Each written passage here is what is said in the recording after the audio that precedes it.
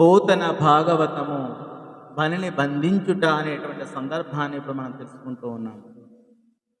చెలియే మృత్యువు చుట్టమే యముడు సంసేవాతుల్ కింకరుల్ శిలలంచేసిని బ్రహ్మ తన్ను దృఢమే జీవంబునో చెల్లరే చలితంబౌట ఎరుంగకి కపట సంసారంబుని కంబుగా దలచున్ మూఢుడు సత్యధాన కరుణాధర్మాది నిర్ముక్తుడై.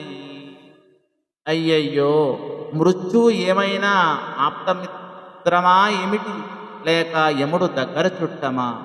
యముని సేవకులు భక్తితో సేవించాలి అనేటంత బుద్ధిమంతులా ఏమిటి?